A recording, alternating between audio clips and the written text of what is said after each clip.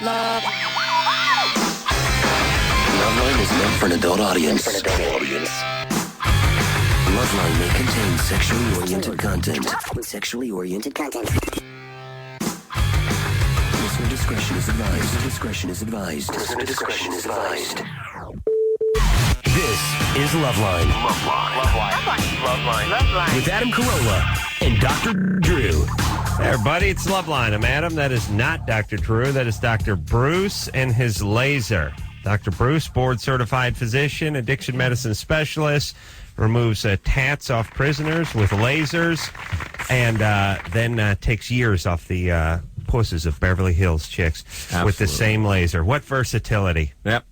Dr. Bruce knows emergency medicine, addiction medicine, so if one of you rockers ODs tonight, Bruce will be there, or if you need a tat of an some chick you met on the road burned off you, Bruce will be there. Phone number. More sober than you, Adam. I know. It's they're I think they're like those hard edge guys. Phone number 1-800-LOVE-191. Bruce filling in for Drew just one more night. Brad, Mike here from Lincoln Park. Doug here from Hoobastank. Last minute. And the reason these guys are here is to talk about the tsunami and the relief effort. And I may screw up some things because we just got started. But I had heard that Lincoln Park had ponied up $100,000, which I thought was very impressive just the other day. And I'm guessing Hoobastank is now involved as well as other bands. Yeah, we ponied up $101,000. Oh, 101. We waited to see what they were going to pitch in, and then, you know. And who else is involved, and how does it work? And we'll give you some phone numbers or some web addresses and all that stuff, and you can dig deep and donate yourself. So let's just talk about the project in the first place. What's it called, and how do people get involved? Okay, I'll break it down from the get-go so everyone fully understands what we're talking about. This is Brad, by the way. Not to be confused with these other clowns. Right. We in Lincoln Park have actually had the opportunity to play all over the world, and in particular, we've had amazing experiences in South Asia, Southeast Asia. So when we saw the devastation on the news, it really hit home. So you played in the at least nearby the places? Or we've played in Malaysia, we've played in Thailand, we've played in Indonesia. Really? Yeah, so we've pretty much seen where these places are, and it's easy to just feel like, I was telling Doug, because Hoobastank has been there as well, I think it's easy to just think, oh, that's somewhere else, that doesn't really affect me. Yeah. But, you know, we've been there, and those people are people just like us. So what we did is we made a donation to the Red Cross, who we've worked with before, and we actually started an organization called Music for Relief, and the idea behind it is let's try to put together almost like a coalition of artists who really care about raising the emergency funds that the Red Cross needs to get, you know, the water issues, the medicine, get all the aid to these people, but also get their fans involved as well. So it's really been a collective effort in the music industry. And by the way, I know a lot of people think it's that sort of, I don't know, between the sort of act of God part and the people I'm not too familiar with part, it's easy to sort of, you know, it doesn't come home like 9/11 kind of stuff. Right. And I don't know, just in a weird sort of humanistic, philosophical kind of way, I don't think the act of God stuff elicits enough sympathy from people. Do you know what I mean? Right. I mean, maybe I'm just making this up, but it's like, oh, if a terrorist had hit him, everyone would immediately rally. It's because you got someone to get angry at, you know? Right. If an earthquake did it or a volcano went off, it's kind of like, well, they must have angered the ocean god. You know, it's a weird, I don't know, it's a weird, like, primitive thought. And I'm sort of guilty of it myself. It's like, oh, thank God it wasn't a terrorist attack. But just as many bodies are in the ground, and just as many people are without water and without medicine and whatever. Actually, much more, I would say. So I think the timing is great with these guys, too, because now is when people really have to be prodded, because especially with the kids over there are all these diseases that are going to start just creeping, and cholera and amoebic dysentery, and these are things that hit kids particularly hard. Yeah, so, if you can even imagine, like, you know, how many sick there are out there right now, and the fact that one of the main problems is just clean water. Right. If you went to a hospital and they didn't have clean water to wash the things that they're using or their patients, it's like, it's a horrible thing, and that's part of the reason why we're so glad that everybody jumped in so quickly. Right. What is it they need the most of besides just money? Well, they actually need just money. That's it. The 'Cause problem, they need so many things. A lot of times people say, I want to give blankets or canned goods or whatnot. Right. But a lot of those actually carry hidden costs that make it more cumbersome for the relief workers to actually get what they need to the people who need it. So by giving them cash, it allows the experts that are actually there on the ground to take that and get exactly what they need to the people who need it the fastest. And is the Red Cross the best way to go about that? Well, they're an agency that's extremely well respected around the world, and we've worked with the Red Cross after September 11th and also after Hurricane Charlie. So we really feel confident with them. That's why we've partnered with them to create Music for Relief. You do hear about these stories of these unscrupulous guys coming about and starting like bogus websites and ripping people off. And I just think to myself, like, first off, cosmically, where does that put you? You've just some chick in Iowa raised a bunch of money from her school, from her third grade class, and they sent it to you so you could get a new Kirker pipe for your jet ski. Like, cosmically, where does that put you?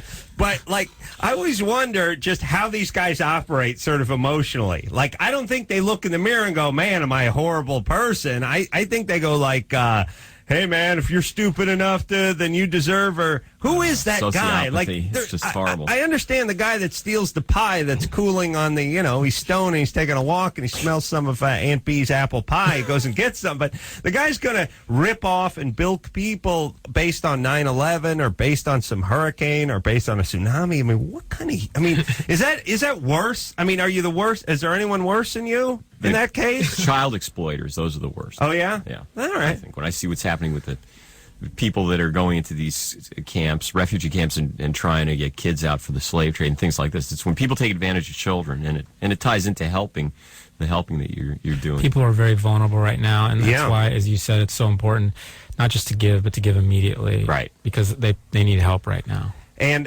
the and what is it? What is the long-term sort of prognosis? I mean, what is the plan? Are we just in cleanup mode right now and then start trying to control any outbreaks of disease? Right. What's like the guys are saying, hitting it on the head is water, pure water, and sanitation, because the type of problems, cholera is spread by impure water, and it causes dehydration. And it's as simple as getting the water purification going, getting the sanitation systems back in place, and then IV fluids for the dehydration that these diseases cause is almost immediately effective in saving lives. And I heard there was a typhoon like blowing through there as well, as if they didn't have a ass full of water already. Then like a hurricane or some sort of at least major storm hit like the following week. And by the way, I don't know anything about that region other than a friend of mine said she went to Thailand a couple of months back and said amazing, beautiful, beautiful people. Everyone's great.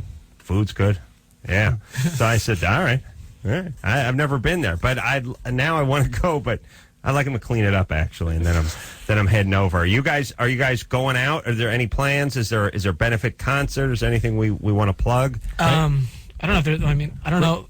Go ahead. Go Go ahead. I'm sorry. Go ahead. Are you sure? It might be really important. I'll hold your hand while you talk. Okay, thanks, man.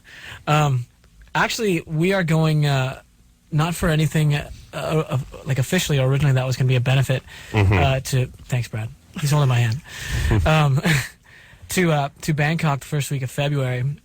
Originally, it was just for the MTV Asia Awards, but after speaking with the producers and people who are putting it on, they are going to turn it into a benefit. So, it's just going to be interesting to be there again. We were there in Bangkok a couple of years ago, and like Brad said, we've all been there recently. I know it's awesome there. Yeah, it's an amazing place. But that answers your question. That's what we're going there, and it's going to be a benefit. All right, so let's give some should we give a website? Yeah, it's real simple, Mike. You want to tell them what people can do? Yeah, it's really simple. We made it easy for everybody. It's just musicforrelief.org. No spaces, no slashes. Just musicforrelief.org. And there are links to just about everything you need there. Some news clips, and ways to donate, addresses you can send checks to, and how to do that.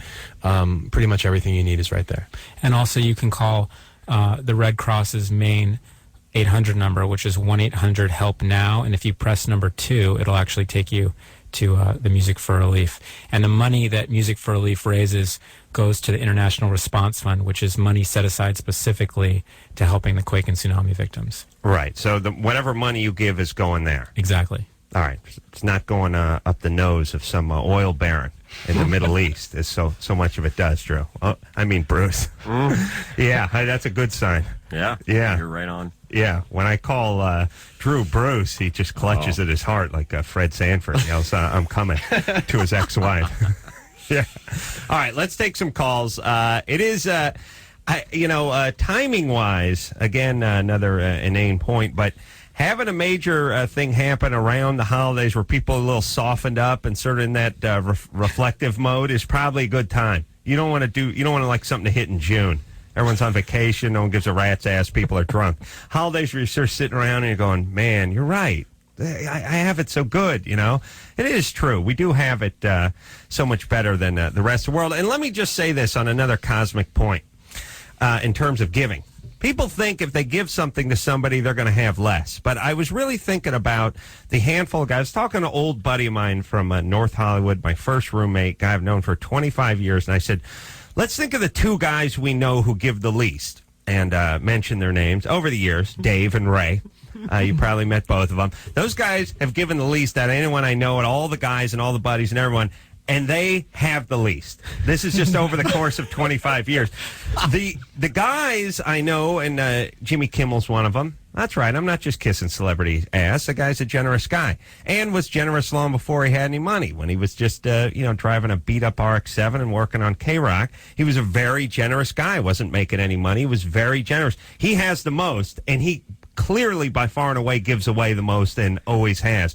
So there's a connection between the guys who give it away and the guys who get the most. And it's not some sort of weird cosmic John Lennon thing. It's just is. It's almost a weird sort of inverse math equation. The people I know that are the most generous are the people that have the most, and the people that are always looking out for number one, looking for an angle, and trying to rip somebody off have nothing. Yeah. Adam, can I throw some out there? Go. If anybody is, if Jimmy, I didn't know that about Jimmy. If Jimmy's listening, or if anybody who knows Jimmy's listening and he hasn't already donated to a fund, Jimmy, call in now. Call us now and let us know that you're going to be a part of this. Yeah. We are like we've been saying, it just started up and time is of the essence. So he's a big network guy. Mike has now posed a challenge to Jimmy Kimmel. Challenging you, Jimmy. You're totally calling him out. He's calling you out. It'd be cool if he just calls. That's him doing me. Yeah. That's pretty good. Well, yeah, he's, got the divorce coming up, so things are a little bit tighter than they normally are. Talk about giving, by the way. Oh, Not in the giving mood. Till it hurts. It's got to hurt. Yeah, but, Jimmy, if you're listening, buddy, give a call. Make a pledge. Yeah, everyone, make your pledge tonight. All right, let's start by speaking to Peter, who's 23. Peter? Hey, Adam, how you doing? 23, what's up? Yeah, how you doing? First of all, I think Lincoln Park, they're in the studio. Yes, sir. Okay, Yes. And Hooverstang. Okay, great. I'm a big fan. You guys need to come to New Orleans. Anyway, listen, Adam, I had a question. Okay, Loveline is like a program where people can call in and discuss their problems and get medical responses and advice, correct? Let me explain something. It'd be so easy to hang up on Peter right now. But critical callers, to me, are like a loose tooth that I can't stop flicking with my tongue. Yeah. You know what I mean? It hurts. I know it's coming. I know where this is going. Yeah, his question is scratching and itching, wants to know if it's VD. Obviously, it's a critique of the show. And here's the thing. We should, just out of principle, hang up on him because it's not the call that he said it was, but it's that tooth. I can't stop flicking it. Yes, Peter, I'm so secure, I'm going to let you finish your point. Okay, and, I appreciate you not hanging up, and that's very professional. And I am a pro, yes. Okay, listen, and I know that you're a comedian, you got to do your comical part, it's part of the deal, and it's part of the show. But if you could just maybe let the doctor get a little more input in and maybe have more of serious conversations. Not that you're not doing a good job. You're doing a great job. You've had a proven career. Listen, I would... here's the deal, and especially with Drew, we figured it out. We both get paid the same, except for I average getting paid about $4 a syllable, and Drew gets $1,856 a syllable. You know what I'm saying? Yeah, At the end, we get the same paycheck. It's just I talk 25 times as much as he does. So I'm actually doing all the heavy lifting. I don't mind sitting back and letting Drew bore people for a while, and I have no problem with it. And I would love to. I would love to talk less. Believe it or not, I would love to talk less. But the show starts to settle and even drag a little bit. And that's what I'm worried about. Yeah. All right? And let me just be fair to me one more time. When David Allen Greer comes in here, first off, Adam Carolla, one of the most generous guys I know. When David Allen Greer comes in here, he talks his ass off, and I barely say one word because David Allen Greer's funny, David Allen Greer's entertaining, and he's talking. And you can't shut him up. And you can't shut him up. But I don't talk. No. If we get a guy in here who wants to start yapping, and once out of every 55 guests, we get Steve O comes in here when lights his nutsack on fire, and he's beaked up on like Percocets or something, and he never stops talking. He can talk. All right. I'm gonna. So that was the question. That was I an don't, awesome call. I don't know what the question was, but We got to. Bruce, you want to handle this one? Set me up. All right, here we go. Sandy, Hi. talk to Hey, I Bruce. just wanted to say hi to all you guys. Lincoln Park and Hussein Kasai concert in February in San Francisco. It was awesome. Thank you. And okay, my question is, I wanted to know when is it the right time to start having sex in a relationship? Because I went out with this 4:30. guy. Yeah. 420. I was going out with this guy, and I just had I was digging him. You know, I really liked him, and he liked me. So we did it after a week, and obviously things didn't turn out too great afterwards. So Why? Because You went too soon. it was all wrong. I mean, She's 17. Yeah. Here's the thing. You can have sex on the first date, get married, and live happily ever after. It lowers Unlikely, but it's a little more unlikely, but it's not the kiss of death. I mean, there's no hard fast rule on when you get it on. I think whenever it feels except right. if you're but 17, you have sex. the younger you are, the longer you should string that out. Right. By the time you get into your 80s, you don't even come into the house on a date. You just put your pecker through the mail slot and you just start banging on the door. Start sucking. Just yell through that peephole. Oh yeah. Yeah. So When you see the walker moving toward the door, or the this is dog. where Peter's talking. All right. This is So Sandy, Yeah, she's 17. She should slow it down. but you want some guidelines. All right. So can we do that? How many Sandy, dates? What do you guys think? how many dates? 17? Yeah, Doesn't it sound like 17. she already knows? She kind of has an idea of the answer, though. Well, she did it after a week, and it fell apart. Because the Really? thing is, I've learned from my experience. I learned that 1 week it didn't turn out good, so I shouldn't do that. But I have no idea when, because I don't know. Generally, when sex is based on intimacy, things go a lot better. And if you find the guy's real hot, huh? I'm not really I've never been really that intimate, or maybe I have I really just don't know what the difference is. Well, see, here's the thing. At 17, going for real intimacy is sort of, a waste of time. You should be dating and having a good time. But once you start having sex, you change the whole dynamic of the relationship. And if you wanted to get to know the guy better and you wanted to develop a friendship, it ain't going to happen. Once you start having sex, things stop in other areas in terms of developing feelings for the person as a friend. No, that's why guys that get laid at 15 are stupid. Because that's it. There'll be no more learning. It's true that guys enjoy the whole chase of it, and then as much as some guys may not want to admit it, but if they get it too soon, they just they lose interest, especially a 17-year-old. Come on. Yeah. You're not going for the marriage. Right. At least the guy's not, This guy's probably 38, though. Sandy? Yeah. How old was this guy? He's 20. 20. Yeah. 20. When a 20 is dating a 17-year-old, he's usually just looking to get laid anyway. Absolutely. Well, he's not looking for good conversation. So. That's what all my friends told me. All right. Well, you got to listen to all your friends. All right? Yeah, I should. All right. Well, Sandy, here's the deal. You sound kind of immature, and that's fine. You're only 17, but you seem a little saucer-eyed. Yeah. And the world's your oyster. Everything's new and exciting. So here's what you need to do. Slow down a little. You're moving a little too fast. Yeah, I know. All right. Go out with guys your own age. It's really hard. I don't know. The damn hormones. Hormones. Wow. That's what I always say. And then you want to have Dad around to sort of eyeball these guys. And that really actually does affect me. You damn hormones. You don't have a dad? My dad's never been around, and like I totally have these urges to be on men, and I know it's because of that. Like, Yeah. All right. Well, there it is.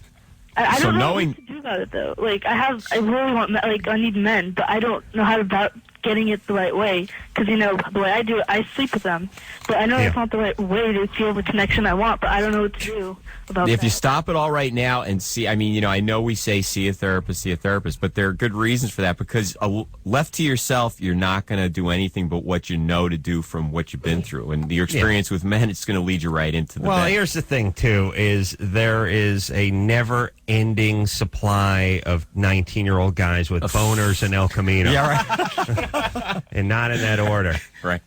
Oh, maybe in that order, No, yeah. who knows? Yeah, I the don't- point is how, we always talk about this, which is if you're a 16, 17-year-old girl, your dad abandoned you, everyone becomes daddy, you have many issues surrounding men, all of a sudden you wake up, you're 15, you got a C cup going, and guys are checking you out at the mall, what are you supposed to do? Fill the empty School's place. boring, everything else sucks, your mom's busy with work and her new boyfriend who you don't like, and all of a sudden you're the belle of the ball.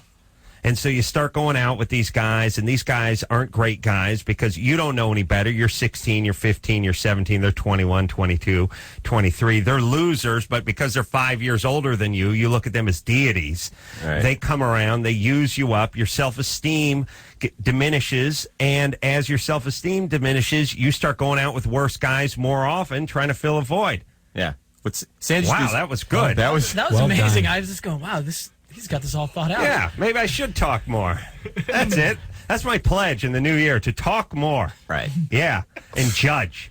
Drew's That's gonna my get new. back That's and my give me- resolution. But also, Sandy, do something for somebody else. I mean, this is a great night to talk about getting together with friends, not looking at how you can please yourself, not looking at get together and form Yeah. some sort of a group, get some donations going for the tsunami thing. Start doing some things for other people. And I really, yeah. She's gonna get together with a few guys, Yeah, have right, sex, yeah. get drunk, That'll be fall, group sex. pass out. Okay. No, but it is. I know it sounds trite and ridiculous, but seriously, getting together and getting some money and doing something from somebody else. I was a Catholic Big Brother for a while. Far before any quasi-celebrity came to my life. I was a Catholic Big Brother. And I remember I got sort of sucked into it, like a friend of a friend, and next thing you know, I'm at a meeting, and next thing you know, boom, they give me a kid. And it was like, he lives far away, and I got to see him every Sunday, and I got to buy the Taco Bell and stuff. It was rewarding. It was the best thing I ever did. Yeah. It really was. I got And roped into the same thing. You did? Yeah. First year in medical school. I recognize you. You were my kid. Put that wind-up beanie on and lick that giant lollipop. That's why I'm Yes! so successful. No, but it was a great thing. It did was. And change. And it takes time, but people that get a lot done have plenty of time or are able to get things done, and it does something for you. And again, you hear the cliches, better to give than to receive and all that kind of stuff, but it really is important. And by the way, look at any loser, find any guys living in that crappy one-bedroom and he's in his 40s or living at home or got a car with a bunch of primer and Bondo on it or doesn't have insurance or doesn't have a hot wife or any of that stuff. Find a loser. I'll find you a guy who gives nothing. I'll find you a guy who gives zero, whose favorite charity is themselves. That's the guy. Find me a guy who's got everything. I'll show you a guy who finds time to donate. Look at the correlation. And it's not just about money. It's not, well, of course, the guy has a crappy job. He doesn't. No, you don't. Look, I didn't have any money when I was a Catholic Big Brother. It doesn't cost any money. Just spend a couple hours on a weekend. That's all. You show me a guy who has nothing, I'll show you a guy who gives nothing.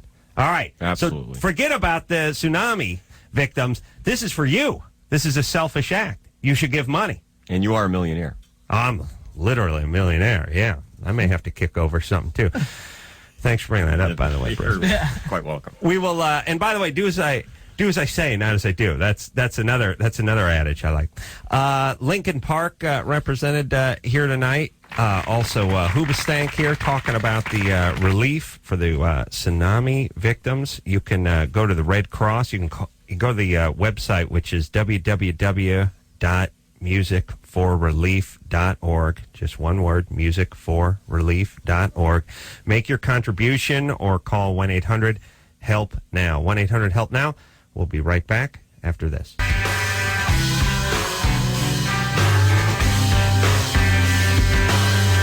Hey, everybody, it's Loveline. I'm Adam. That's Dr. Bruce filling in for Dr. Drew. Doing an adequate job.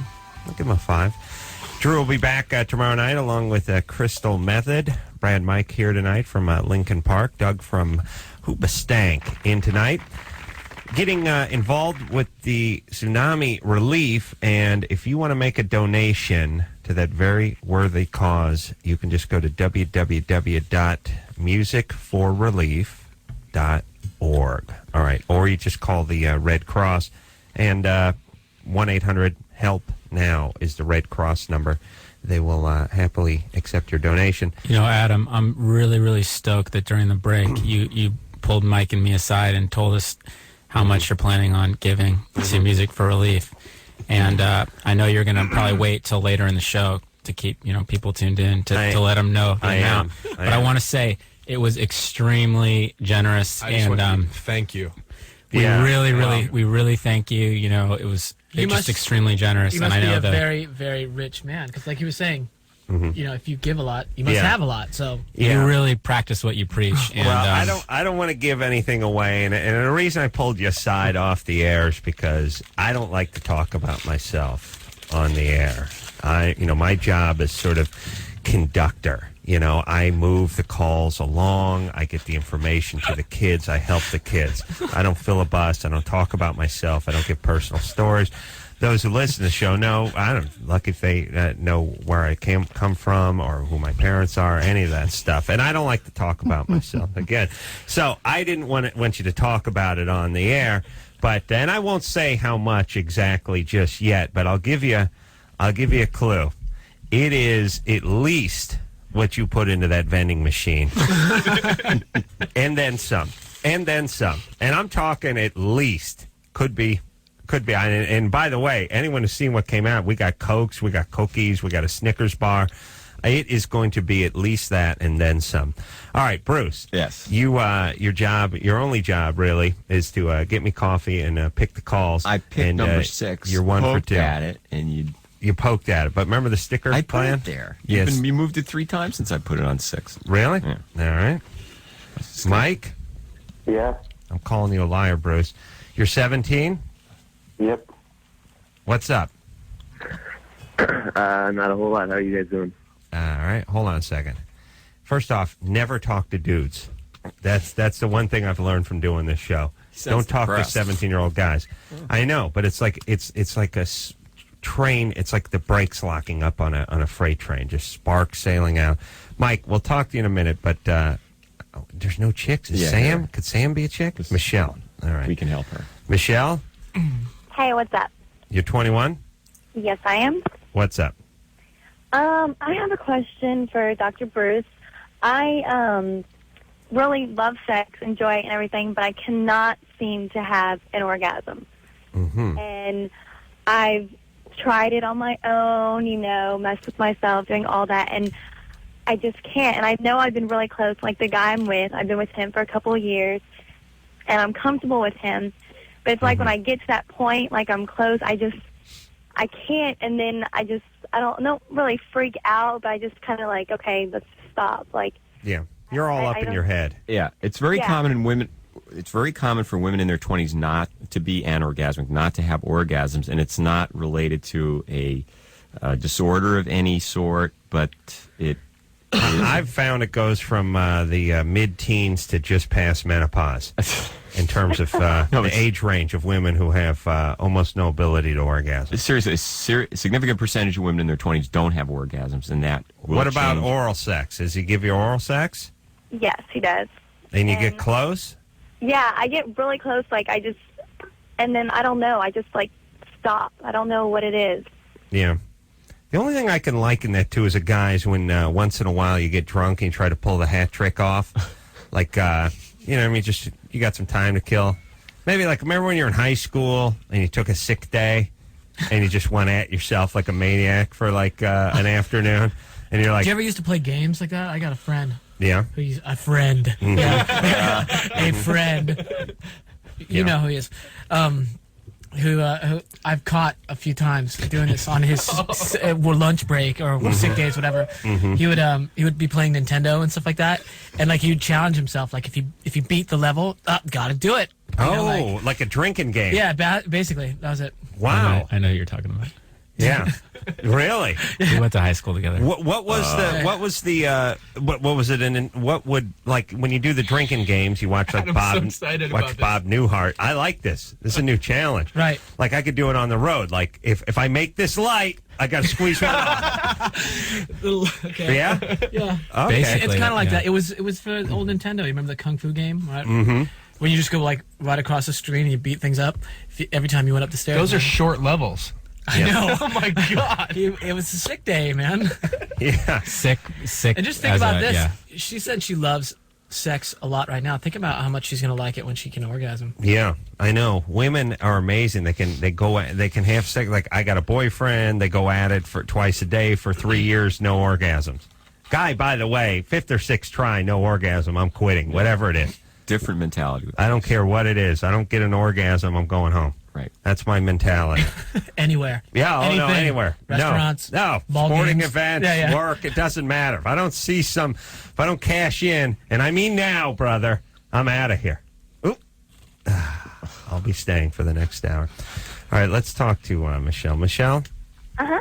Yeah, so you're all up in your head. You're pushing too hard. You're only 21. You got to sort of relax and let it come out of you. If you try to squeeze it out, it's not like giving birth to an orgasm. It's more like it's more like a tampon got wedged in there sideways or something. You got to relax. You're comfortable with your partner. Mm-hmm. Yes. And have you talked about this? Yes. Okay. You feel like he's familiar enough with female anatomy to understand the way things. All right. He does a good job. Yes, he does a good job. All right. It's me who then will freak out or be like, okay, hey, let's stop. Or all right. Well, just take it slow. What about a glass of red wine? a glass of red wine. Yeah, loosen you up a little. It doesn't work. I don't know. All right. But once you get into the whole mindset of starting to feel anxious and focusing on the inability to have the orgasm, it really makes it much less likely that that's going to happen. And to realize, for some reason, especially teenage girls, when they're focused in on a problem like this, and women in their 20s, it doesn't mean you have a psychological problem or a mechanical problem. It's very common not to have orgasms. But don't push. Yeah. And like I said, as a guy, the only thing I could think of be equivalent would be that going for the third in the afternoon move. There is no equivalent. You get the calf cramp going, and you're pushing too hard, and then in a second you can go either way. And then if you push too hard, it can screw the whole deal up for you. Yeah. Mm-hmm. I have something called grit though, and I'm usually able to, come out on the happy side. Sam. Yeah. You're 16. Yes, I am. Wow. Adam, you're my hero, man. Thank you. We're just talking about masturbation, and that's what your question is. Yes, it is, my friend. Wow. All right. What is it? I call you my friend. I'm sorry. Very sorry. No, you may. Go ahead. All right. Hey, so I'm pretty regular about that sort of thing, Mm-hmm. I pretty much every day. But the thing was, I had let up for about 3 days over the weekend, and went back at it, and everything went fine, and then this yellow gelatinous balls started, they were mass came out. It was very, it's still liquid, but perfectly normal. Sometimes even something called hematospermia, you can have blood in your sperm. It does not necessarily mean there's a problem. But really? Yeah. From clearish. What's the yellow? Is yellow an infection? It can be, but not typically. But everyone always calls in and asks about consistency. That doesn't make a difference, does it? No, consistency has to do with, there are many variables that would affect that. Mm-hmm. Just like people call in and ask about what foods they can eat to alter the taste of the sperm. There are many sort of urban myths about this. But if you have a yellow disc, don't hold back on it. Yeah, come on. What do you got? I don't have any special information. I know it's liver wrapped in bacon. Yeah, that would definitely do the trick. Give you a special taste. What do you think? I don't want to know what makes it good. I want to know what makes it bad. You know what I mean? I'll stay away from that. I should never gone down that road. I don't need it. I don't need to be like some sort of like vanilla soft swirl coming out of me. But I just don't want it to be rank. You know what I'm saying? Yeah, I really don't have any information on that. But yellow discharge is a problem. Yellow sperm or yellow. That's not a problem. What he's so if it's leaking yellow, you got an infection. Absolutely burning when you urinate. urinate. But if the batch is yellow, you're fine. Right. Okay. Good to know. Yeah. I'm going to go test during the commercial. Right. You want to talk to Alana? Yeah. All right. Alana? Yes. You're 15? Yes, I am. What's up? Well, I am on to talk to Lincoln Park. Hi, guys. Hi. I was wondering which one of you thought of Music for Relief, because it's just a wonderful idea and it's so generous. I want to thank you guys so much. Well, I'm gonna call Brad out because he normally won't call himself. He won't pat himself on the back, but he definitely a lot. Just being on the holiday break and whatnot, everybody's seeing this stuff on the news and kind of thinking how horrible it is. And I know Brad was on a vacation as well, but he called everybody up and said, "I can't believe this. We need to do something." And I don't want to just point the finger to Brad. I also want to mention that there's a lot of other groups. If you check out the site soon, we're hopefully going to have, Brad, is this correct? We're going to have the other groups' names up? Yeah, we can mention some tonight. I actually have a list too, just so the listeners know. Besides Hoobastank and ourselves, we got Jay-Z, Korn, 311, Michelle Branch, Inspector Deck of Wu-Tang Clan, Stained, Hoobastank, Puddle of Mud, Story of the Year, Tricky, Limp Bizkit, Trust Company, Static X, and Incubus with a link. They have a link from their Make Yourself Foundation site. And all these artists are just some of the people that have gotten together and helped out with this thing. So it's a really cool thing. That is so awesome. And the LPU really, really appreciates it. Hey, Alana, you going to give some money? Yes, I will. I will make sure to convince my parents that I will give at least $10. Liar, whore, and you know it. Never. Wow, harsh. All right, now wait a second, Alana. I think I heard the chirp of a smoke detector. Yes, you did. All right. So let me get this straight. You got money for the tsunami relief, but you don't have $2 for a 9-volt battery. I don't know what the hell is wrong with it. How long has it been doing that? Here's where it gets good. 2 years. 2 years. Do you understand who we're dealing with here?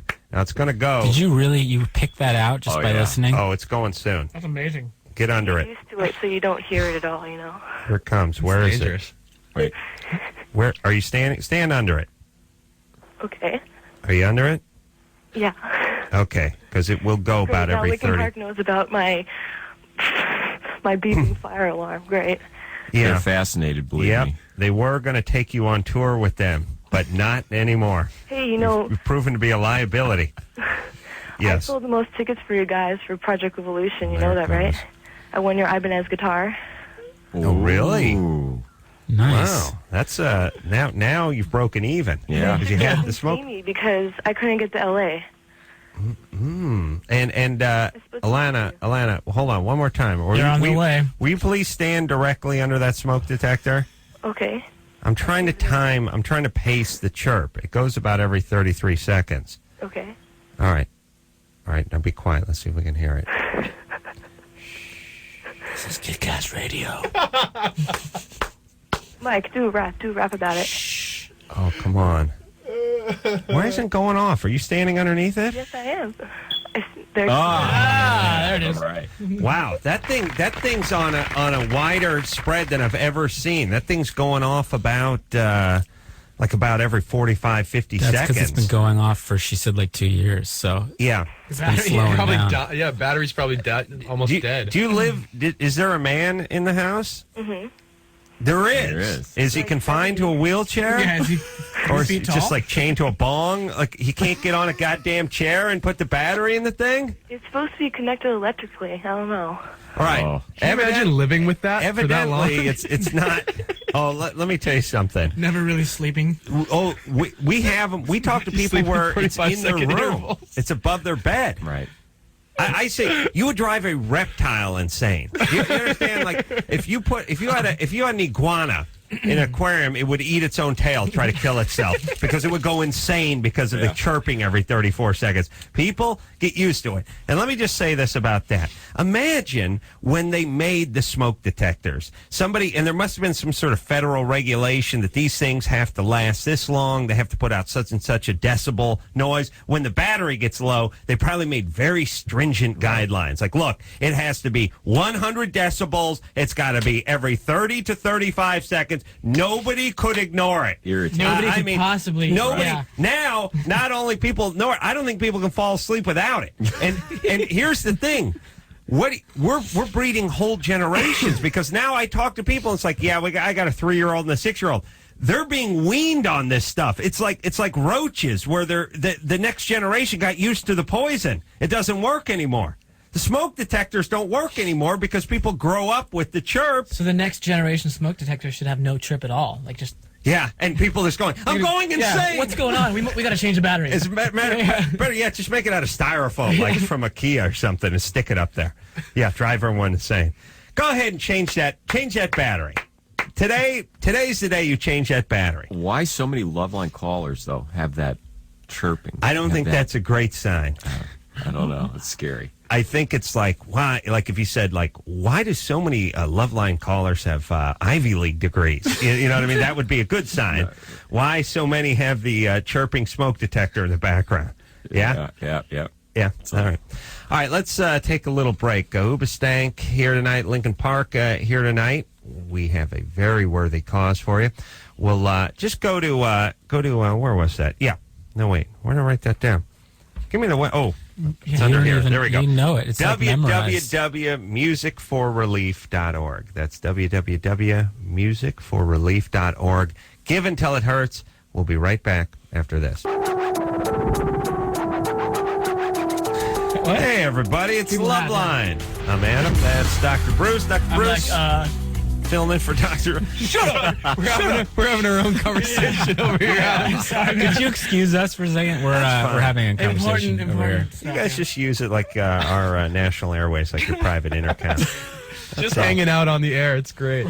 Lincoln Park here tonight. Hoobastank here, talking a little about the relief effort for the tsunami, and Lincoln Park has generously given $100,000 of their own money, and you can go to www.musicforrelief.org if you want to get in and give a little too. Yes. And don't let that dollar amount scare you.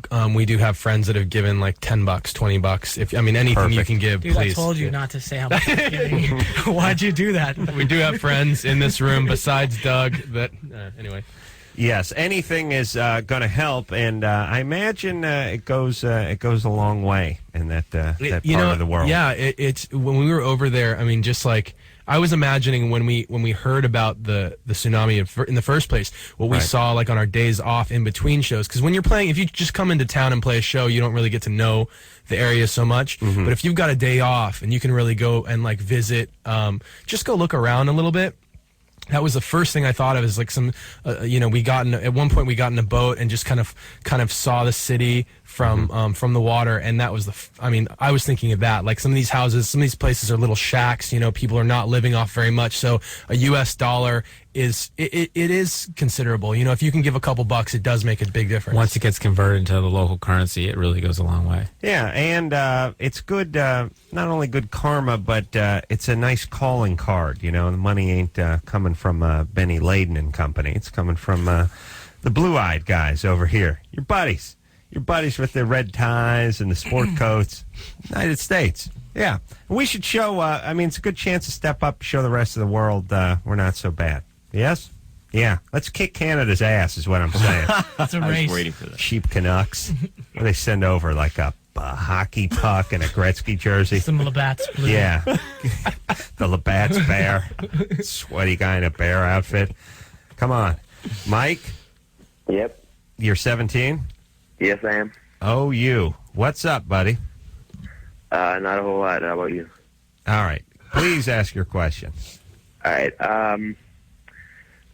I'm going out with this girl. We're pretty serious, and you know, I love her a lot and all that. But in the past, she's been with like several other people, and I've only been with like one person, and I don't know why. It probably sounds kind of childish, but it just like really bothers me, and I don't know what to do about it. All right, here's the thing, Mike. I'm gonna change your life with a couple quick syllables, and then we got a break because I pushed everything back tonight and screwed us up.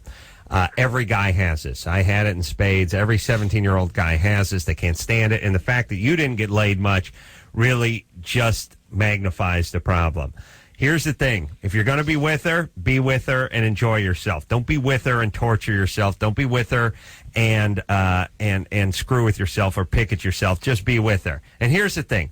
Get a little zen about the whole thing. You're not going to marry her anyway. Have a good time. Don't beat her up. Don't beat yourself up. Don't think about the other guys. Who cares? You're not marrying her. You're 17. Yeah. This is your first or second girlfriend. Don't get her pregnant. Have a good time. Don't judge, and free yourself up. Right. Yeah, because there's really it really does hold you down more than it screws up the other person when you're doing the judging. Yeah, and turn it around. Men are much harder on women than women are on men. Yes. She's going to be she loves him. She's accepting. She's not looking at it. Who cares? Sexual. You're not marrying her. Just enjoy. Enjoy. It's going to go on for another 9 months. Have a good time. I wish someone would have told me that. Yes? Yes. All right. I'm going to build a time machine so I can go back and give me advice. Yeah? It would make a big difference. Call myself Pops. All right, freak myself out. Really? My hair's still going to... I'm still going to have a zit at 40? Oh. What's going on? All right. Hoobastank here tonight, Lincoln Park here tonight. We'll take a quick break. I'll give you all the numbers and websites after this.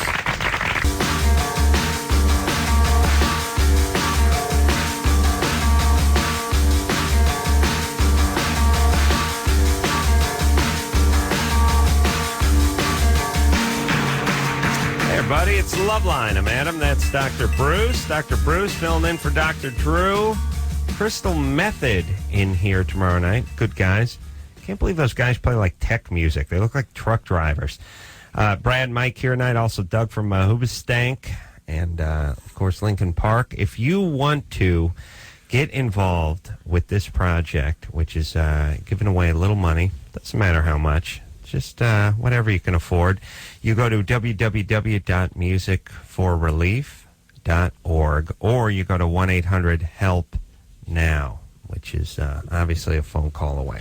Does it strike you at all how similar Mike and Doug look? Sitting next to each other, it's not just blowing your mind right now. Strike you how the Asian community here has to share a microphone? Did he just do the Asian guys look alike? They all look the same? I think Is that what we just got in the studio here? I don't know. I think it's because you're both so handsome. Yeah. He's trying to It's backtrack backpedaling. and covering up, yeah. You know, Mike... He's right about that, but he's still backpedaling. Yeah, I know. Mike, there's a famous car designer with a Shinoda last name. He did it. What was it, Corvette, right? Larry Shinoda. Yeah, that's right. Yeah, that's no. I actually, something really funny. We donated some money earlier this year to a bunch of different organizations. I donated to the Japanese American. This is Kids Without Vets. I thought he was going to say we donated some money to Larry Shinoda. Check this out. Vets Without Vets.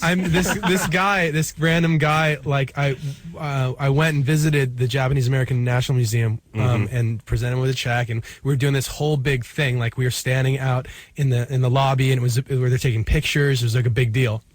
And this random, like 50-year-old guy comes and his wife come like running down the stairs, and he's Trip like and fall, and he goes, "Are you Mike Shinoda?" And I'm like thinking like he's gonna go, "My kids are your fans," or thanks for donating. He goes, "Oh, I have no idea who you are. I just heard your name, and my dad's Larry Shinoda." And I actually meet the guy like. For however long, for my whole life, I've heard, the Larry Shinoda, he's the famous one, famous Larry Shinoda, the blah blah. And then I get in this band, and I'm the famous Shinoda. Yeah. He's like, I get to meet the famous Shinoda that like everybody knows better than my dad now. No, I get. Yeah, there's nobody listening to this show who knows who the Corvette designer Shinoda is. That's funny because nobody knew who I was too, and then I get in this band, and now I'm a famous Shinoda too, and I'm not even the famous Shinoda. Yeah, Doug was telling me at break that he got during the holidays when he was shopping, like Christmas shopping, people would stop and be like, "Dude, you're from Lincoln Park." Yeah. And I'm like, yeah, shut up. Shut up, kid. Yeah, I am. You suck. Dude, I met that guy Mike. He's a jerk. Yeah, I know. Yeah, right after I punched him. here's the thing. Yeah, it's nice to be recognized, but even in increments, like you're that dude from that show. Even when you don't know, even when they don't. My family actually does that to me. They go, "How long is that crank dumper on? That's on the Comedy Channel. Which one is that? Is that on?" So it's like they're sort of Do they come up to you and go, "Hey, Adam, where's Dr. Drew?" Yeah. You're like in the mall. You're like, we don't like live together. Here's Dr. Drew? Here's how it works. If anyone recognizes me, it's "Where's Dr. Drew?" And then here's the second one, "Where's the Juggies?" Yeah, Those right. are the That two. one I've heard. Those are the two. Yeah. All right. Let's. I think there's. I got a little question for Lincoln Park here. Megan, Yeah. you're 14. Yes, I am. What's up, baby doll? First of all, Adam, you are a sexy beast. I love you to death. You are awesome. Thank you. And You have a younger sister? yeah. Yeah, because 14. By the time we hook up, you'll be 14 and a half, 15. You know what I'm saying? Yeah. Keep it Anyway, funny. Brad, Mike, I love you guys too. Lincoln Park is awesome, and you are part of the reason I'm still alive today. Your music it keeps me here. And I was wondering, what is the craziest fan you ever met like? The craziest fan? Band. Yeah, the craziest fan you ever ran into. Craziest fan. Well, the weirdest thing, I'll tell you a weird story. Everyone, I don't know if you know Adam's reputation, but people say, he comes and he does a show, but he's like slightly aloof. He's seen a lot of celebrities. They come in here every night. He gets a little bit jaded. I'm jaded. I'm standoffish off the air. What's weird is last time we were here, we'll go out of the room during the break, and Adam was like really really aggressively hounding us for autographs. Well, and I spoke for my nephews. Right, of course. Right, But Adam and Adam. Actually, I had to speak to the producer about it. Yeah. And Uncle eBay. I actually spoke to the producer about it, and I was like, I know Adam's really into the band, but it's just a little intense. Right. And it literally got to the point where I was a little uncomfortable coming in today because Adam is such an aggressive and I don't know, fanatic. I mean, and it kind of it freaked me out a little bit when we were over by the drinking fountain. Adam bent over to take a drink, and you could see his Lincoln Park lower back tattoo peeking out from under the shirt. I was dating someone who was pretty heavily into the park, as she called it, and I basically did the tat to sort of appease her on a sort of a drunken bend. So I hope that answers your question. Yeah. Yeah, it's pretty much the ace man. And then I thought Doug was in Lincoln Park too, and he got pissed. Yeah, I can see why. Yeah, all right. So they saved your life, yes? Yes, they did. Good. I've had some depressing times, and I just put on Lincoln Park, and usually it helps. Oh, good. Well, take care of that depression, all right? All right. All right. There's I not put you guys on when I burn my toast and stuff like that. It always makes me feel better. Yeah, when I was getting that tat. When I was getting the tat, I was listening to Lincoln Park. Hopefully, when I'm really yeah. When I'm really bummed, when I run out of Snapple apple. Damn it! Hey, Yeah. take care of yourself, Megan, and don't kill yourself. There's not too many 14-year-olds that think I'm hot. All right, let's. Want to talk to Nicole? Yeah. Proud of Lincoln Park for doing a relief. Oh, that's nice. All right, Nicole, you're 23. What's up? How are you guys? Great. Good. Good. Okay. Hey, I just want to say to Lincoln Park, I think it's awesome what you guys are doing. I'm very proud of you guys. Thank you. I think it's great. Are you proud of Doug? Are you proud of Doug too for I being am here? very proud of Doug. Hey, man, she's talking to you guys. I just think she was a little embarrassed because people get nervous. I am mean, kind of nervous. I get This is nervous. my first time on the line. Really? And are you going to give some money? I already did. I went and I put $25 down. Good. All right. Yeah. Way to Yeah, go. thank you. Good looking out. It's a lot of money. What do you do for a living? I am a state employee. Mm-hmm. Where do you work? I work in Idaho. Or Yeah, at but Boise. what do you do? What do you work on? I work for the transportation department. Mm-hmm. It's And- pretty interesting. Yeah, sounds fascinating. Buses and trains. Yeah. And what do you do? And what do I do? Yeah. I am kind of like a secretary. All right. So you don't make a ton of money, right? You're not a rich woman. No. But yet you dug deep and gave $25. I did. That's awesome. Yeah. That'll go a long way. And one day, If a tsunami hits Boise, she's calling from Yeah, Boise. it would never happen. You never say never. That's what I've learned in this business. Right. Hey, it's snowing right now, so. I'm just saying a tsunami hits Boise and somebody from some other part of the world digs deep and gives you $25. I say more, probably 25 with interest. Yeah. All right, Nicole? God bless you, baby doll. Thank you. Hey, when is Lincoln Park coming back to Boise? Thursday. They're coming What? Thursday. We're going to be at Steve's Sugar Shack this Thursday. They'll be there Tuesday and Thursday. They're With, even number. At the Yeah. Chuckle Hut. We're opening up for the Beatles. Wendy, what's a good? I know it's a trite question that's probably asked, but I haven't asked it in a while. Where are the good places to play now? Is L.A. jaded? Is New York jaded? Do you want to go to the middle of the country? What's the vibe You like? mean in the States? Yeah, in the States. In the States. Let's let Doug answer that. What's that place? Way to get out of that one. No, what's that place with the is it Washington that has the rocks and like the canyon? Actually, I have an answer. Yeah. I have a serious answer. That's in Washington. The best place to play, one of the best places to play in terms of fan reaction, like intensity, is by far is Utah. Oh, really? Oh, absolutely. I actually agree with that. You concur. I think we've heard it before because I think the theory was they're wrapped a little tight, a little pent up, and they just explode. You know, that's why the shows in Japan are amazing too. Oh, really? I would. That was my theory on it all. That they were just so businesslike all the time. You know, they go to the shows and they just explode. Yeah, they go ballistic. Right. Yeah. You know what I like? You know what I like to? You guys are Japanese, right? You got something going there? I like. You know what I like? I like something going on there, right? I like the. I like You the. got some Japanese in you. I like the high. I like the high. Like once in a while. Arigatou gozaimashita. Hey. Hey, once in a while I turn on the TV, I see what a crazy sumo wrestling thing, and they go back to the commentators, and there's two guys wearing suits looking like they're right out of 60s movies, and one guy's talking like a auctioneer is just, beaked up on meth, and the other guy's just next to him like, hey.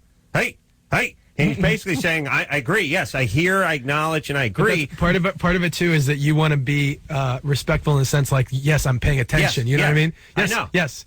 You imagine if you were doing a radio interview. I mean, you're talking to us right now, and all three of us are going, yeah, Yes. yeah, Hey. yeah. We're listening. Yeah. I know you think that would be bad radio, but I would enjoy it personally. Yeah. And here's why. Here's why we need high. I've discovered this. I logged.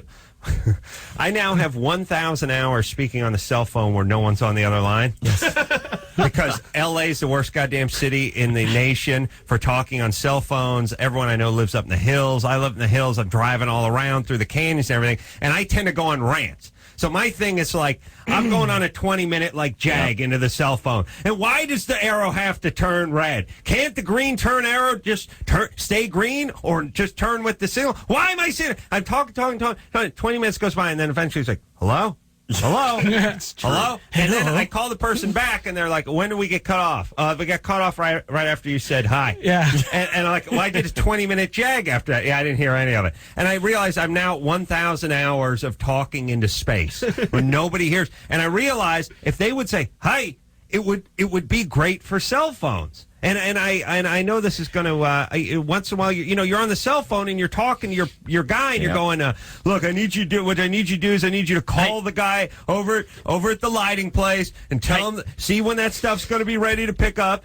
Yeah, see, as opposed to my idiot, it just sits there with like silence, and then I'm always like, Scott, are you there? Are you there? And he's like, yeah, I'm listening. But I keep saying, you have that. You talk on the cell phone. You keep saying, am I there? Are you there? It's the Are you future there? of proper cell phone etiquette. Hi, right? The future of put up a cell phone etiquette. Yes. Hey. And it's a tip of the hat to our Japanese brethren. I really mean it. It's not an attack. It is saying. That's all right, man. I don't think we feel threatened. No, I'm not threatened. I like what you guys have done here. May we borrow it? You like our work? I like your work with the hi. And I'm trying to train my guy to do it, and he goes, hi. And I'm like, no, it's not hi, how are you? It's not I'm hi. It's hi. It's almost like hike, like football hike. Yeah. Minus the K. Right. E. Right. Right. It could work, and it's a necessary thing for cell phone communication. Yes? Hi. Okay. All right. I'm right about this one, right? Hi. Correct. Chris? Correcto. You are correcto, Adam. Oh, boy. That's a culture I could really do well in. I really do believe that. I'd stop like at this those point. people. You've redeemed yourself a little bit. No, I mean, they're proud. They're proud. Oh, here we go. Yeah, no, they're smart. He's gonna go, They they're work proud. hard. They work hard. Short. I love, great. Here it comes. No. I'm a fan. Chris, Yeah. 19? Yeah. What's up? Hey, I got a question about tattoo removals. Hey. If you if you get a tattoo removal by a laser, does it leave a scar of the tattoo? Dr. Bruce, I think this one's for me. Go for it. You were calling to ask Lincoln Park that question, right? Oh, no, my bad. Sorry, I was ordering pizza. Yeah. So if you have a tendency to scar, for instance, people that don't. What does that mean? Just keep moving. Keep moving. Can't track. You're right.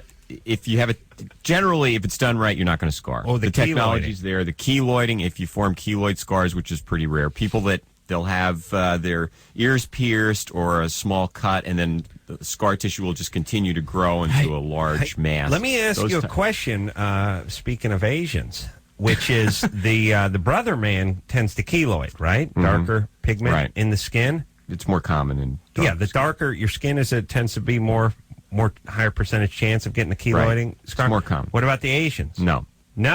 No, but the more pigment you have, the more chance that you're going to have hypo or hyperpigmentation. You're going to have a darker area left behind or a lighter area than your native pigment after you have tattoo removal. So you have to better watch to do the energy. Better do it on a white guy than an Asian guy. The lighter someone's skin, the less chance there's going to be any evidence when the tattoo removal is done that there was ever a tattoo. All right. Mike, we're safe. Mm-hmm. Yeah, you guys are lying. Remove away.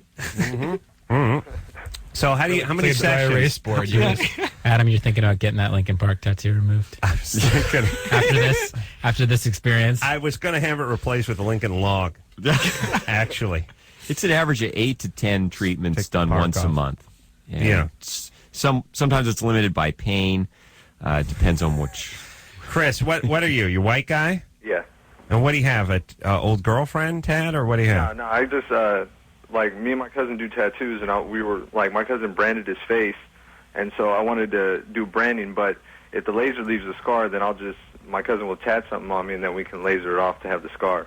No, it's unusual to have a scar. Oh, so wait a minute. Instead of branding yourself, you do it with the laser. So you get more you do the intricate type tat, stuff? and then you leave the scar with the laser, and it's the sort of pussy's version of branding. Yeah, basically. No, you can use the same laser actually to treat scars. All right, but look, what he doesn't want to use your laser because it doesn't leave a scar. Right, he wants a scar. Yeah. He wants to be Yeah, it's not going to work for branding. Yeah, it's like I need to buy new underpants. Oh, these won't do. They have no skid mark on them. He actually wants stuff that's bad. Great analogy. See what I'm saying? Yes. That's exactly what I was only thinking. buy the Chubb pack that's already pre-skid marked, already worked in. Hey, It's the patient that comes in that wants the speaking of complication. Yeah. skid mark underwears. Yeah.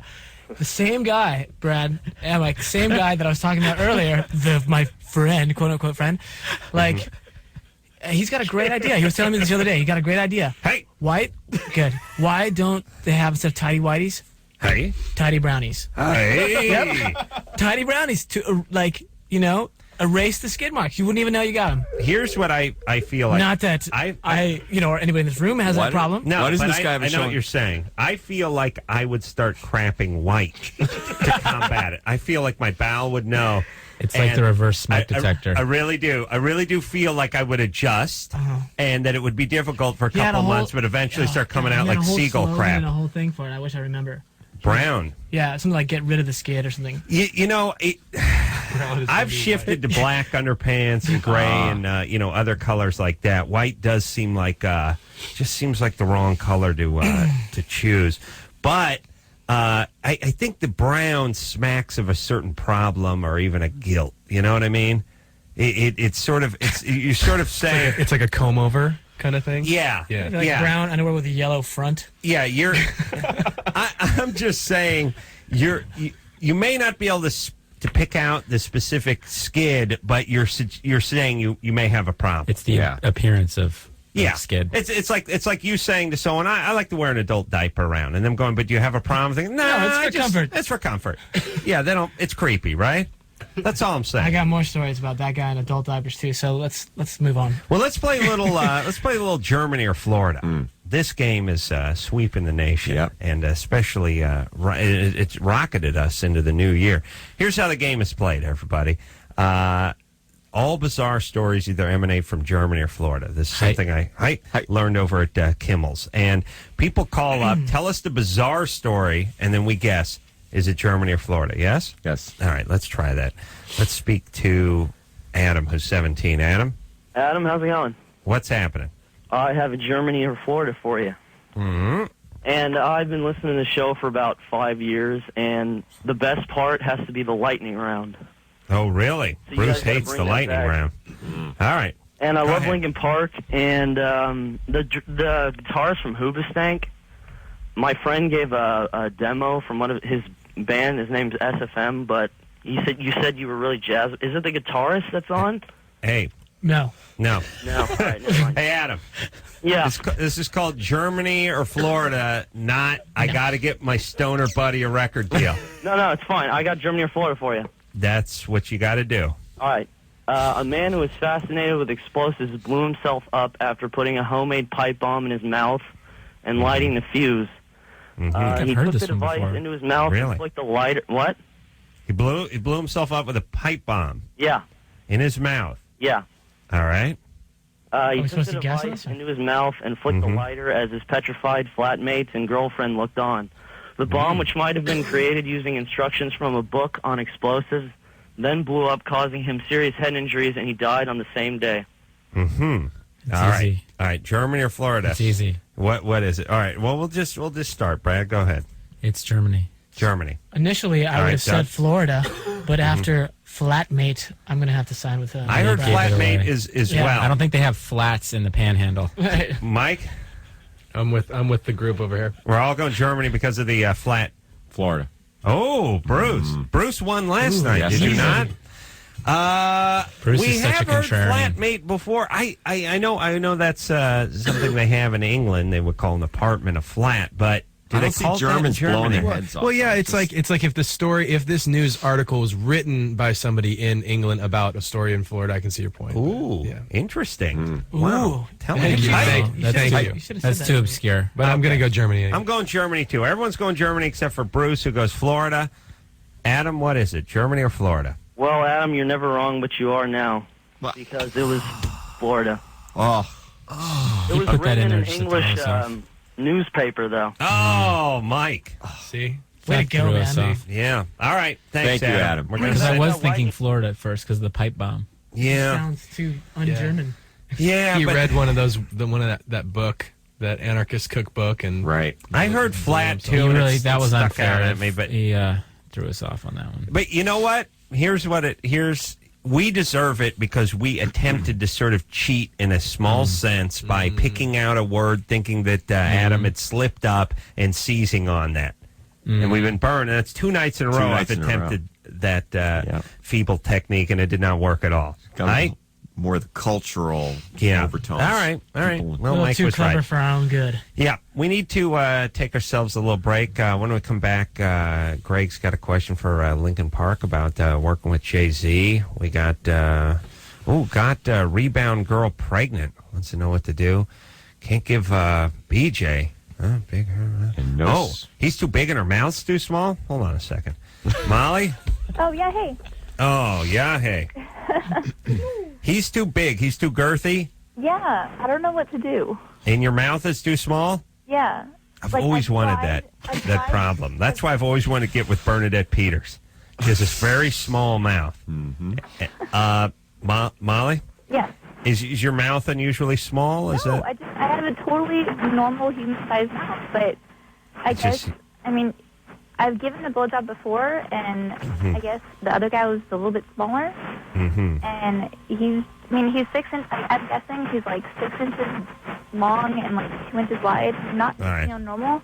Hold on. So he's got like a can of niblets between his legs.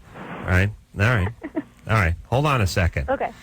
I know it's like one of those no one really wants this kind of problem, but I would like this kind of problem. You know what I mean? I mean, I know it probably doesn't make for better oral, but just seeing somebody having to use like a popsicle stick to get their mouth around my penis would be awesome.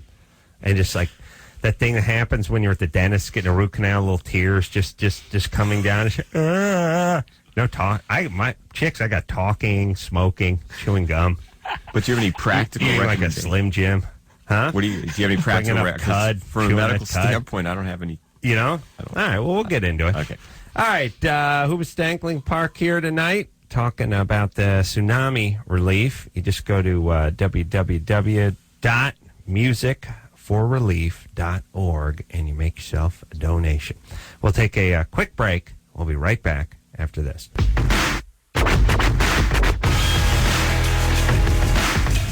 Hey, everybody, it's Loveline. I'm Adam. That's Dr. Bruce, filling in for Dr. Drew. Brad, Doug, and Mike are all here. Lincoln Park and Hoobastank, and talking about the tsunami relief. These people need your money. I'm going to make a donation. I'll reveal that amount at the end of the show. Oh, son of a bitch, Dr. Drew. He goes and makes money in Florida talking to some condom nerds. I lose money staying behind doing his job. But it's for a good cause. That's right. That's the important thing. Hey, and you know what? It's karma. Yes? Can I thank some people? Sure. I was just saying earlier during the break that, we started this thing up and really kind of wanted to get to involve as many people, musicians and fans and just people we know, get them involved in the cause. And everyone's been so great, and there's been so many people that have helped us to accomplish this. I mentioned some of the bands before that have stepped up, but we should also really thank K-Rock, because the station's been great in terms of getting the word out. MTV too, they've been great. They actually broke the story on their website, and I'm sure I'm forgetting a lot of people, but if I'm not saying your name, I want to thank you for helping to make it all happen. And the Red Cross for jumping in with us. The Red Cross, Hoobastank. A lot of really great bands that are making this a priority. You go to 1-800-HELP-NOW. 1-800-HELP-NOW. That's the number for Red Cross, and you can make your donation. Or you can go to www.musicforrelief.org and make your donation to this very worthy cause. All right, let's talk to Greg, who wants to know how it was working with Jay-Z. Greg? Yeah, what's up, Adam? What's up? You're 16. I'd like to ask Lincoln Park what it's like working with Hova, Jigga Man, Jay-Z himself. You always know the big Jay-Z fans when they start using his multiple names. Mm-hmm. They like to show that knowledge off. I wish I had multiple names. It's like Ludacris fans who call him Luda. Like you always know that they're the guys. Yeah, he's a good guy. He's a real good guy, down-to-earth guy. It's kind of surprised, not so much because I assumed otherwise, but because I didn't know what to expect. And, given the guy's status and how many, just how long he's been at the top of his game, you kind of expect that when he comes in the studio, he kind of just runs the show and does what he feels like doing and kind of, he can do what he wants. But he actually came in, he left his ego at the door, and he was really friendly to everybody. I mean, it's on the Collision Course DVD, you can see us first meeting, and you can see the guy is completely, like, he's just a cool guy, just real nice and real professional. How'd you guys get hooked up? We actually, MTV came to Jay and said, because so many mashups had been done with his music from the Black Album and whatnot, they wanted to do a live show with him, and they said, who do you want to work with? And he called us. And that's nice. Yeah, we were, obviously we're pretty flattered at that point, but I didn't know how to kind of respond to that, because it's one thing to like talk to a guy like that and say, we can do it. This is what it would sound like, but that's not necessarily gonna do it. So instead, what I decided to do is I threw together I did Numb Encore and I did Lying From You, Dirt Off Your Shoulder, in our bus. I think we were in Europe at the time, and I sent those back overseas to him, and that was our response. Like, yes, we'd love to, and here are 2 songs to prove it. And he was really impressed, and that kind of set things off on the right foot. And he was like, "Hey, Hey. Greg, Yeah. we're done with you now." Oh, Thank you, hold on. Greg. I just want to say, Adam, you're off the fizzle. Rest in peace, Notorious, and Linkin Park. You guys. All right. And he hung up. Yeah. That was amazing. And He went he's out like- on top, that caller. Yeah, it's great. He got Guys, the last word. White as a ghost. Probably I had his bar mitzvah Yep. 2 years ago, and he's just walking around wigging out. All right, let's talk to Molly. Don't knock it till you've tried it, I guess. Molly? Yeah, hey. All right, so you have a what you would consider an average-sized mouth opening. Yeah. But your boyfriend has a much larger than average penis. I don't think it's love. Maybe, I don't really know. Maybe it's just that I don't know the right way to do it. Maybe because when I, let me Open your mouth. graphic. Yeah. But when I put my mouth over it and stuff, I can't really move around a lot. It's like Right, clogged. can't get things done. Yeah. All puckered up. You want to make waffles, you want to program the TiVo, and Yeah, you I can't want to get go to anything business, done. but I can't. Guy's penis is too big. I know what it's like. You do? Yeah. Whereas if you're doing like, sodomy, you can get around the house and do stuff, I hate to be graphic, but it's true. I can get stuff done from that position. So what do I do? Phone, conduct a lot of business over the phone, that kind of stuff. I think this is, you need to sort of break each other in a little here sexually. I don't think there's anything we can tell you over the phone other than sort of relax, don't push too hard, and, don't freak out. And by the way, all you girls who are worried about how you're, whether you're doing a good job or not, don't worry about it. It's just the fact that you're doing it. The guy is stoked beyond belief. Yeah. Yeah, he is, especially if he's a civilian. If he's in a band like one of these guys, well, you become a little jaded, years on the road, a lot of groupies, that kind of stuff. Yeah. But for your average guy, and what does this guy do? He plays music. He's a really cool guy. Uh-oh. Yeah. If he plays music, he may be used to better. He's not like in the whole band scene, but like. Oh, they're not. No, he's they're a not. good guy. He's not making any money. He works at Coffee Bean. He works at Coffee Bean. Yeah. String quartet. He's excited. Believe me, believe me, you could just take a tumbler and fill it with lard and just shove it on there. He'd be excited. Oh yeah. Oh wait a minute. Got to write that down. Yeah, write that down for me. Yeah, that may be a good one. Hey, Molly, you're fine. Yeah. Are you guys in love? Yeah, I'd say so. All right. I mean, as far as a 17-year-old relationship can go, yeah. All right. Yeah, very either super mature or super bitter and jaded. I can't figure out which one it is. It's one of those. All right. The point is you guys just get along, and mazel tov Thank you. is what we have to say. You'll be fine. Okay. That was almost a good pronunciation. Was it close? I'm not Jewish, but many people think I am, so I'll take it. And I got my step-grandfather was Jewish, so I learned a lot of things from Got the him. lingo down. Yeah, I got the lingo down. And I know how to guilt, too, because he would do that thing. Drew does that. Drew's half Jewish, and he does that guilt thing, like my grandpa would do. I go, Grandpa, I'm leaving now. So you're going to leave? Yes, I'm leaving now. So you're leaving? It's like you say it 4 times, so you just feel like hell. Gentile just let you go. Like you tell the Gentile grandpa, I'm leaving now, Grandpa. Don't let the door hit you in the ass on the way out. That's the Gentiles. The Jews, they give you a little surus, as they call it. A little guilt. Just a little something for the road. Is that accurate? Yeah. Right? That was good. Is that good? All right? Okay. All right. Drew does that. Drew did that to, he'll do that to Ann. Ann will go, I'm going outside. I'm going to wait for the band. Drew will go, they're not here yet? You see? Painful. Yeah, and he's wounded. And Ann will have to go, no, that's why I'm going out to the goddamn parking lot, you retard.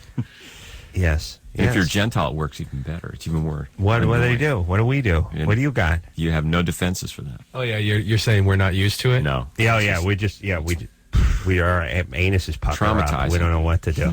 Yeah. No, I'm sort of honorary Jew. When I was a carpenter, no one ever mistook me for a Jew. But now that I got into show business, that's the common read on me. See, there's all the years I swung a hammer, never worked with one Jewish guy. But now that I'm in a show business, that's what people think I am. And I got the nappy hair. You I got got the big hair. brow, and I'm a schwitzer. Sam, Yeah, you're 24. 24. What's up? Hey. Oh, I was with my girlfriend. We were talking about getting married, we both got freaked out, decided to see other people, and I knocked her up, the rebound girl.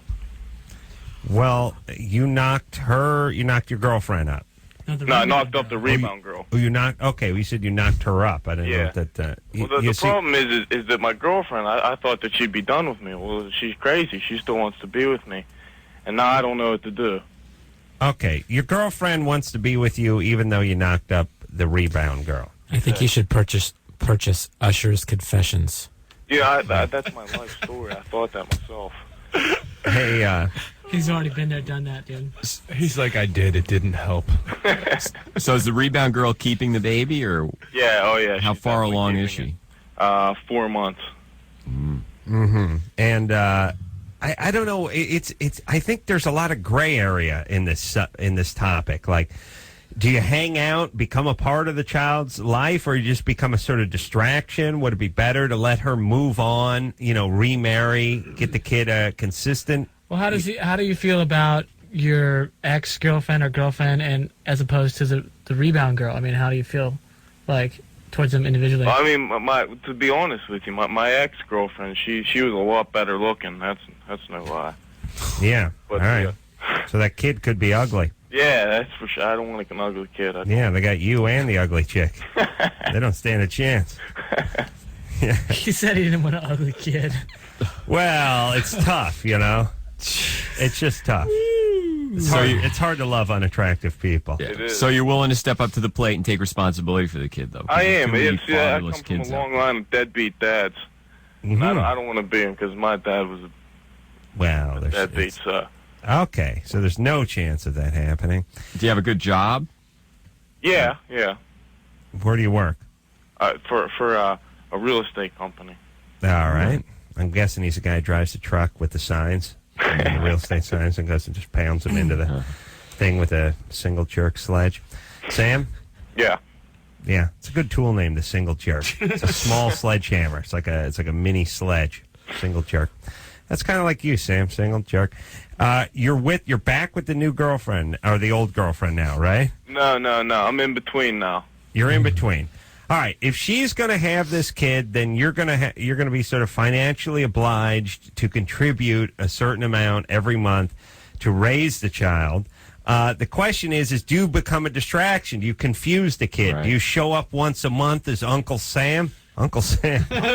What? Yeah, in a red, white, and blue. What does that mean? No, that only happens tuxedo with a top hat. That happens on April 15th. Yes. Oh, and that's when the raping begins. Let me tell you. I was thinking a lot about that. I'm not going to soften my bid, but I was thinking, I was sitting home and I was thinking, I should give something to this tsunami relief. Tax deduction. And then I thought, well, no, I took it a step further. I thought, wait a minute. I gave away hundreds of thousands of dollars to the federal government last year, and they're helping it.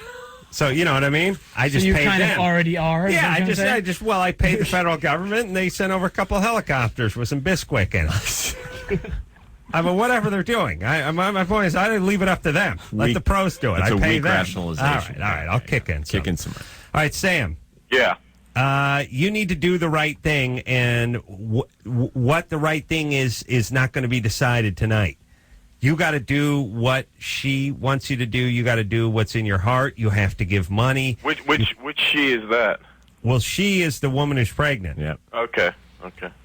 The welfare of that child is your responsibility in some ways. Yes. So if she finds some other guy that's great, that's willing to support the kid, and you not being in the picture is better, then maybe. I am a proponent of you saying, look, if you can hook up with somebody who's consistent, who's going to raise this child as if it was his own, and is going to be here for this child, that would be the best case scenario. Right. Better than I'll be in Florida and I'll send the kid a stuffed animal twice a year. Yeah, you know unlikely, what I mean? but it's a good scenario. All right.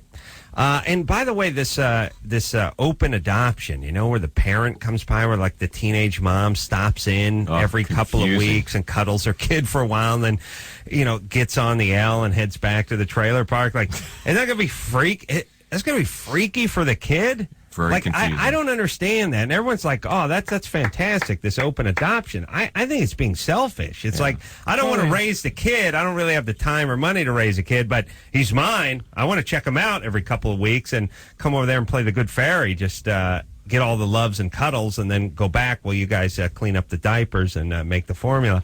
It's just I don't weird. understand. That seems like almost like a trend rather than something that has some. Yeah, it's like, look, if you're going to give your kid up for adoption, give your kid up for adoption. If you're not, don't. But don't give it to another family to raise and you stop by every month as aunt whoever. Yeah, very confusing. Very confusing. All right, let's take ourselves a break. If you guys want to get in on this pledge, I'm going to reveal my amount. Perhaps, I was going to tell Bruce, but Bruce is driving a car that his sister gave him. Oh, yeah. How I mean, dare look, I got to be honest. This is going to be a little painful, but I'm going to save you a couple of bucks. My family Camry is a wonderful, wonderful car. His sister gave him like a '86 Camry with 2 million miles on it, and I had to co-sign for the laser. So. As much as, and I know you're thinking this guy's a doctor, things have, it's been a divorce, things, it's not been a great year for Bruce. Bruce, I'm saying this to save you a couple bucks. I'll donate a guitar. Donate a guitar? Yeah. Oh, yeah, you have a nice collection of guitars, Well, right? actually, the divorce sort of took its toll really? on that, too. So but we'll negotiate something. Maybe you put a guitar in, because you have some very nice guitars. We'll find a way to make that those should work. get some money. Yeah. All right, and I'll reveal my donation after this.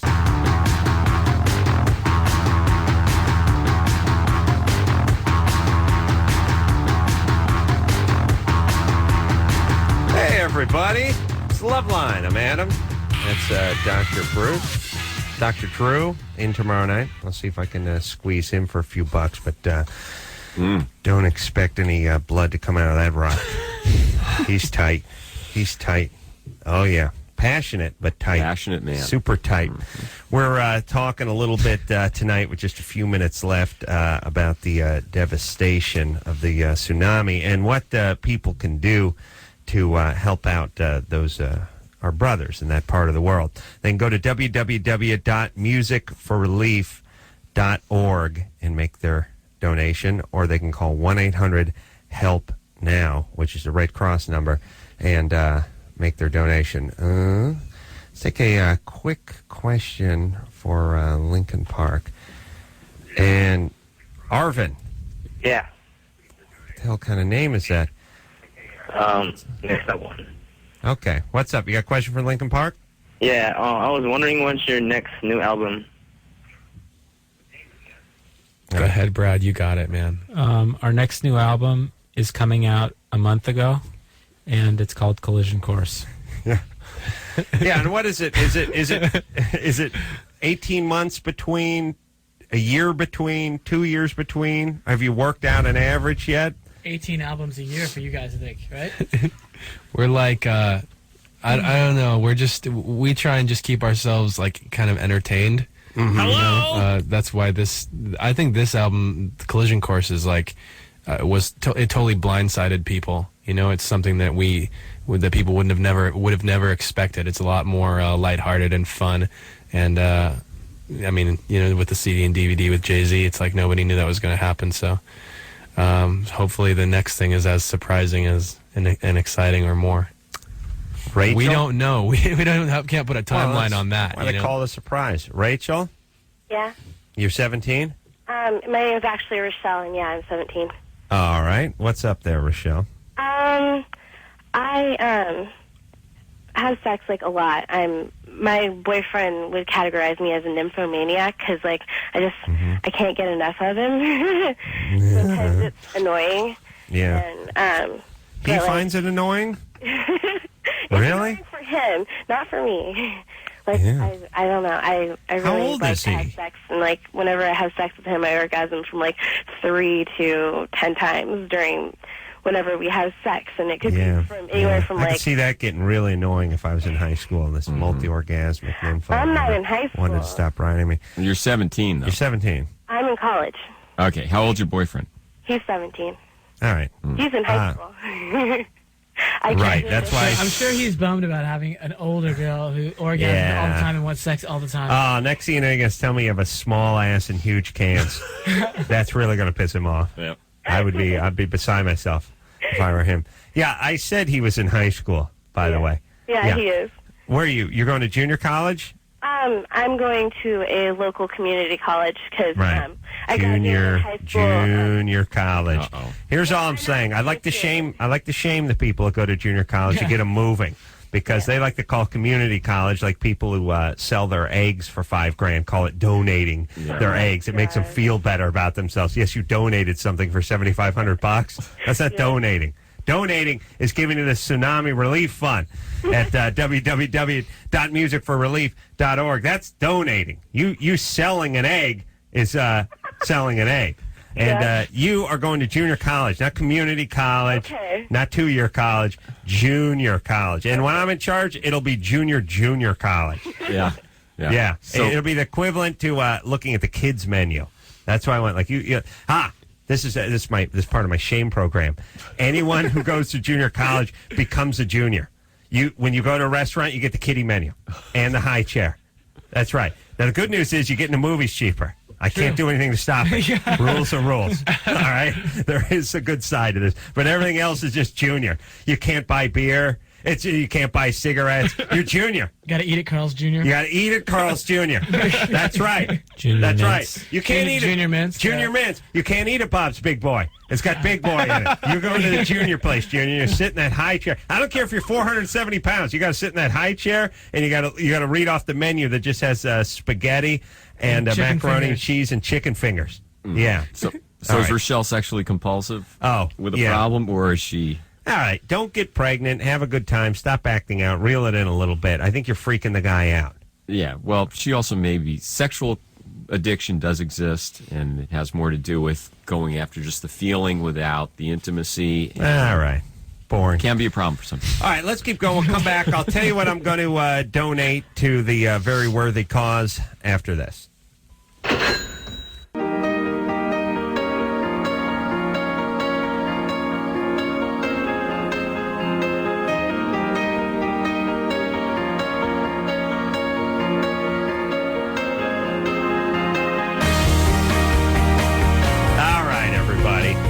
The show.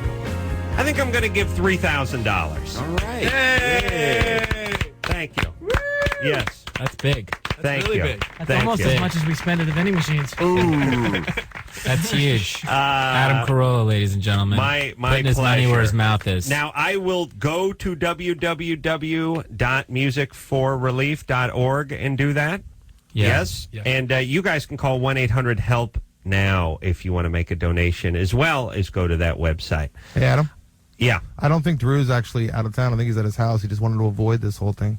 Oh, really? Yeah. He He figured Lincoln Park was coming in. That's all right. I'll be calling in to solicit tomorrow. Might cost a nickel. Thanks a lot, guys. You're doing the Lord's work. We really appreciate what you're doing. Thanks for having us. Well, Hoobastank, Lincoln Park, get the CDs, go see them in concert, support these guys. They're not running around knocking up people and suing their managers. They're raising money and putting it in the right place. Articulate, responsible. That's right. Keeping it real, as we like to say. Good work, guys. And much luck and success to you.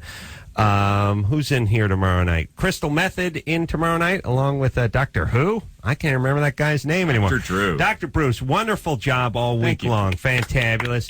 And until next time, this is Adam Carolla for Dr. Bruce saying mahalo. This has been Loveline.